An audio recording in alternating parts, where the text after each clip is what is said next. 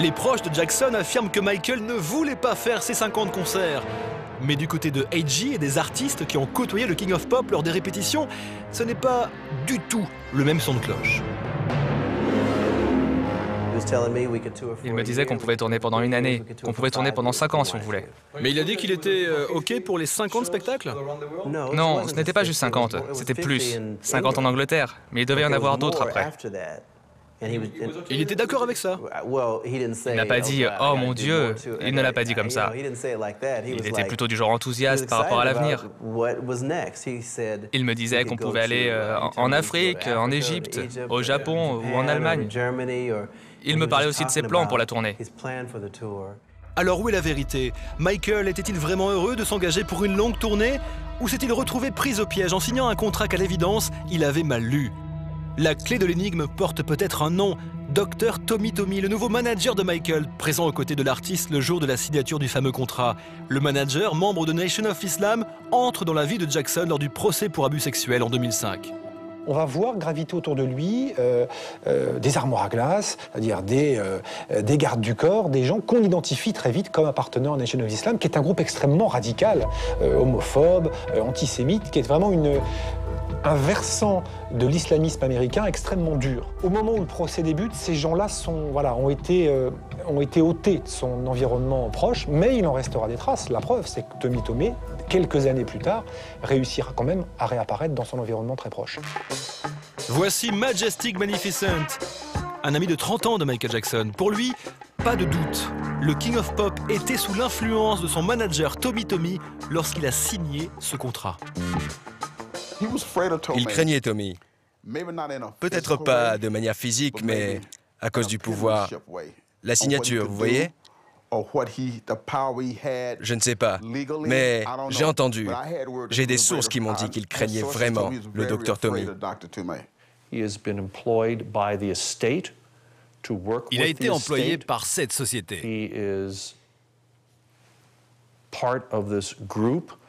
Il fait partie de ce groupe qui semble avoir complètement envahi la vie de Michael Jackson,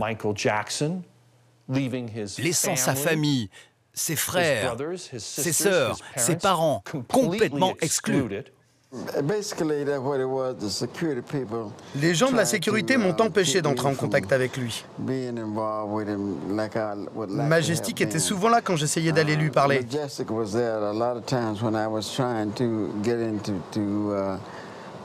Vous savez, je pense que si j'avais eu l'opportunité de lui parler ou de le voir, il sera encore vivant aujourd'hui.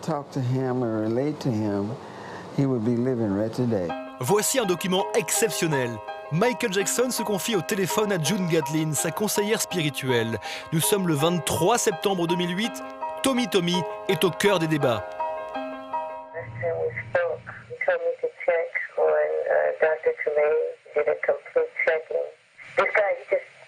He just has ways about him that looks like see what he's done, he's jumped this divide between me and my representatives, and I don't talk to my lawyer, my accountants, I talk to him and he talks to them. That's not good. I know it's not good, I don't like it, and I want to get somebody in there with him that I know and trust. I don't know what's in my accounts, I don't know. Oh, that's not good, Michael. I know that's not good. Tommy Tommy, c'est une sorte de Mazarin, quoi, ou de Richelieu. C'est-à-dire c'est quelqu'un qui a beaucoup d'influence, qui a beaucoup de connexions, qui a une influence spirituelle sur Michael Jackson, et qui est quand même celui qui lui redonne l'impulsion d'y aller. C'est-à-dire qui sans doute celui qui le convainc finalement que le jeu en vaut la chandelle et qu'il peut redevenir Michael Jackson. Lorsque Michael Jackson rencontre Tommy Tommy en 2003, il est au plus mal. Son procès l'a détruit psychologiquement et il est sur le point de perdre Neverland pour rembourser ses dettes. Un seul homme lui tend alors la main, sauve Neverland et lui promet de le remettre sur les rails financièrement. Cet homme, c'est Tommy Tommy.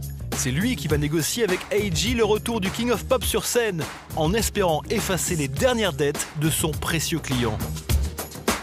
C'est un personnage assez fascinant, mais aussi avec une vraie face sombre. C'est aussi quand même le type qui, après la mort de Jackson, a dit « Ah ben tiens, en fait, on vient le retrouver comme ça, des millions de dollars que Michael avait mis de côté pour acheter une maison à Las Vegas. Donc personne ne sait d'où sortait l'argent, personne n'était au courant, et il fait apparaître cette somme au grand jour. Donc c'est quelqu'un de très complexe. Tomé de 2005 à 2009, il a gravi à plusieurs reprises en gardant et en ayant la confiance de Michael. Il est devenu le sauveur de Neverland, il est devenu son conseiller, son collaborateur, son représentant, son manager, son porte-parole. Donc il a tout fait pour avoir la confiance absolue et le monopole de la carrière de Michael. Le 24 juin, veille de sa mort, Jackson est donc un homme financièrement en difficulté, sous l'emprise de médicaments et d'un manager tyrannique qui lui a fait signer un contrat qui légalement l'obligeait à assurer au moins 5 ans de concerts. Tout convergeait vers ce 25 juin, vers une catastrophe annoncée, parce que Michael, qui avait des problèmes d'angoisse, des crises d'angoisse, qui n'arrivait plus à dormir, un médecin, on le sait maintenant, loin d'être assez compétent, des promoteurs qui mettaient la pression, tout ça était effectivement une situation extrêmement dangereuse. Michael Jackson a maintenant une obligation. Il doit être prêt pour la grande première qui doit avoir lieu dans 2 semaines à Londres. Alors pour cela, il s'impose un rythme effréné. Malgré de terribles insomnies, il s'astreint à répéter plusieurs heures par jour sous les ordres de Kenny Ortega, le metteur en scène de This Is It. En général, il venait me voir avec un concept génial et ensemble on lui donnait vie, on le sculptait et on se l'appropriait jusqu'à la perfection. Et c'est un peu le genre de rapport qu'on partageait.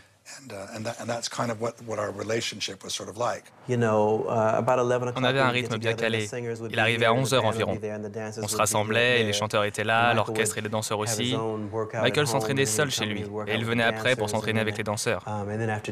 Après dîner, on se rassemblait sur scène. C'était l'emploi du temps de base. Ça allait environ de 11h du matin à 11h du soir, parfois minuit, de 11h à minuit. Gros boulot, hein? Oui, c'était du boulot et beaucoup de chansons. J'ai investi beaucoup de moi-même dans ce comeback. Et il était tellement heureux. C'était impressionnant la dernière semaine. Mercredi soir, à minuit et demi, quand nous avons tous quitté le Staples Center, il m'a serré dans ses bras et m'a chuchoté à l'oreille. Maintenant, je sais que j'arriverai à le faire. Il était tellement engagé et incroyable. Nous sommes le 24 juin 2009, il est 22h. Michael Jackson effectue ce qui sera sa dernière répétition. On a chanté We Are the World et il nous a pris dans ses bras. Il a dit qu'il nous aimait et qu'on se verrait demain.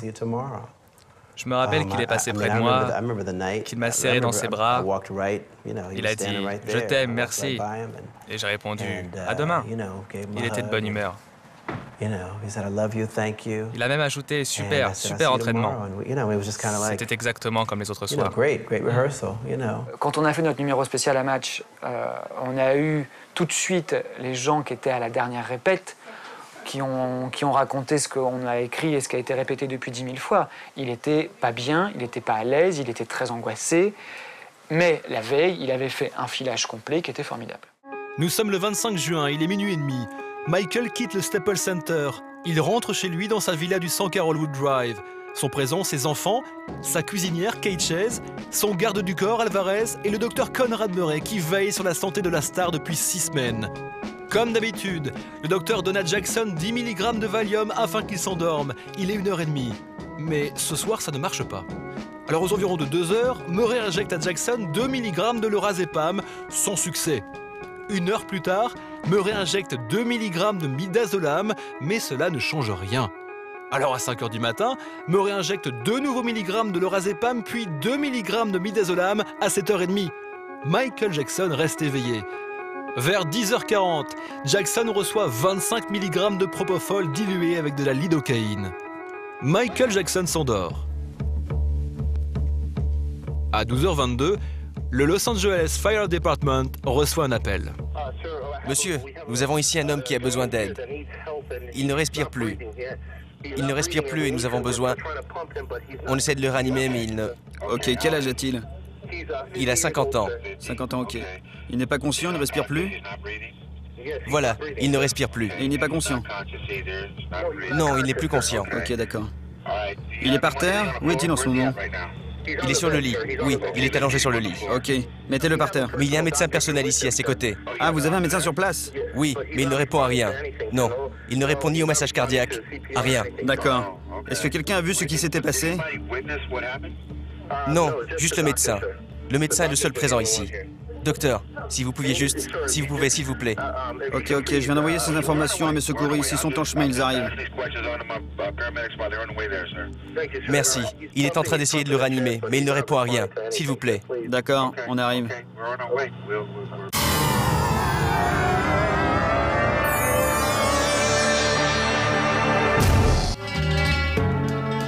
Jeudi 25 juin, il est midi. Le soleil brille sur Los Angeles. Le photographe Ben Evenstadt, toujours en quête d'un scoop, sait que Michael Jackson n'est pas au mieux de sa forme depuis quelques jours. Et ce jour-là, il a comme un pressentiment. J'ai dit à mon collègue, allons à la maison de Michael pour voir ce qu'il fait.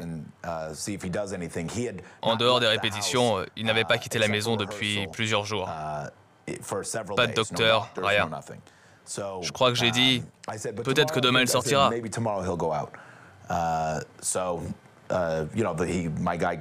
Mon photographe est arrivé sur place à 9h. Michael ne sortait jamais très tôt. J'étais là au bureau et il m'a appelé vers midi pour me dire qu'une ambulance venait d'entrer chez Jackson. Ben Evenstadt a eu du flair car il se passe effectivement quelque chose. Une ambulance est stationnée devant la somptueuse villa de Jackson et le photographe sur place jette un œil sur le scanner de l'ambulance et appelle aussitôt son patron. Ce qui s'est passé lorsque l'ambulance est arrivée à la maison, c'est que notre photographe a zoomé sur le moniteur de l'ambulance et nous avons pu voir, et je peux vous le montrer, homme de 50 ans qui ne respire plus.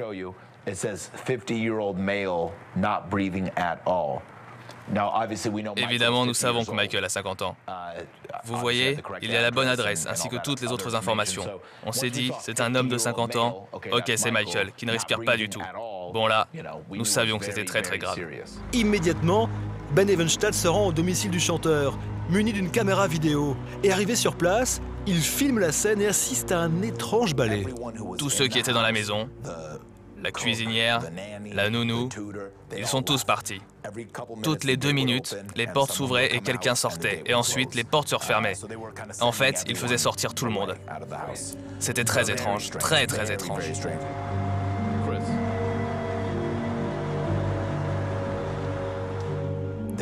L'ambulance est sortie et les gardes du corps sont sortis. Et il a fallu attendre un long moment car l'ambulance était trop grande par rapport à la porte. J'étais en train de filmer et un des gars sur le côté est monté. Il a mis l'appareil photo contre la fenêtre et il a eu cette photo. À 12h50, l'ambulance quitte le domicile de Michael Jackson. À 13h15, l'ambulance arrive au Ronald Reagan UCLA Center.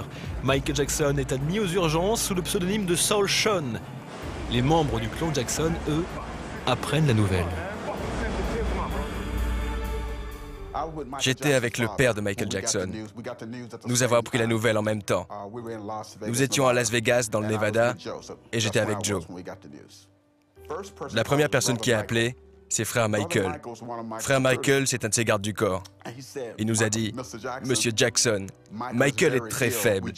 Ils viennent de le mettre dans une ambulance. » Joe a raccroché et il m'a dit, « Majestic, Michael est malade. Ils l'ont emmené en ambulance. » J'ai répondu, « Joseph, s'ils ont appelé les urgences, on va devoir aller chercher Michael. Il a 6 gardes du corps. Quelque chose est très, très bizarre. » J'ai reçu l'appel de Randy Jackson qui m'a dit que son frère avait été emmené à l'hôpital.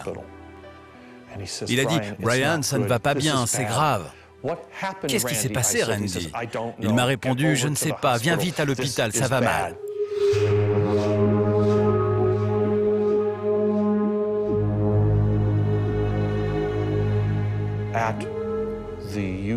À l'hôpital de Los Angeles, Paris s'est approché de son père. Latoya Jackson était à côté de lui et elle a vu qu'il ne respirait plus.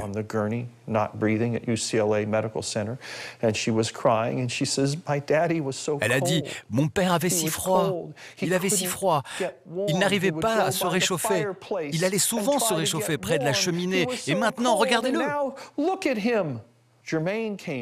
Germaine est entrée et j'ai crié « Germaine !» Il m'a regardé, il est venu et m'a embrassé. Il respirait fort et n'arrivait pas à reprendre son souffle, il tremblait et je n'ai rien dit. Il a complètement craqué, il s'est réfugié derrière un rideau. Et c'est là que j'ai su que Michael Jackson était mort. À 14h20, le site TMZ annonce la mort de Michael Jackson. Aussitôt, des centaines de curieux accourent, caméra au point.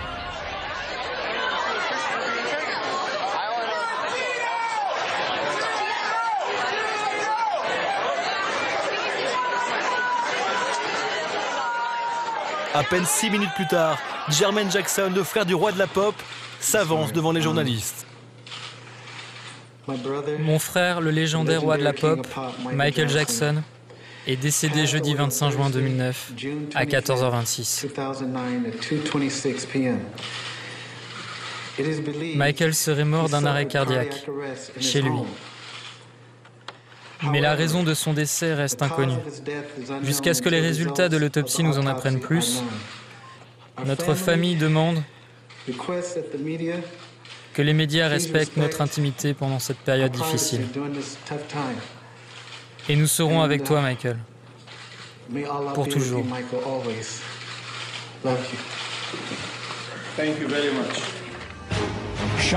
Terrible nouvelle en direct de Los Angeles ce soir. NBC News vient de confirmer que la star de la pop Michael Jackson est décédé à l'âge de 50 ans. Dans le monde entier, c'est la stupéfaction. On apprend même que des fans se sont donné la mort. Mais pendant ce temps, à l'hôpital de Los Angeles, c'est la cohue.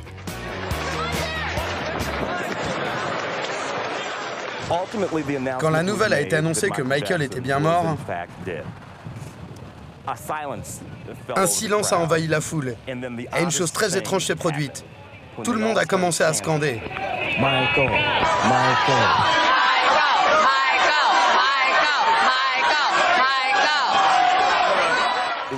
C'était comme si son public voulait un rappel à la fin d'un concert. Comme s'il allait revenir et saluer avant de refaire une chanson. Au même moment, le photographe Ben Evenstad regagne son bureau pour visionner les photos prises ce matin du 25 juin. Et il va faire une découverte surprenante. Notre graphiste a chargé des photos sur l'ordinateur et on a commencé à les parcourir. Il n'y avait vraiment pas grand-chose. Jusqu'à ce qu'on arrive à cette série de 5 images. Et j'ai dit, OK, ça y est, on tient quelque chose. J'ai appelé mon collègue pour lui dire, on a Michael à l'arrière d'une ambulance avec le masque et un type qui lui fait un massage cardiaque. Voilà comment ça s'est passé. La photo de Ben Evenstad fera le tour du monde.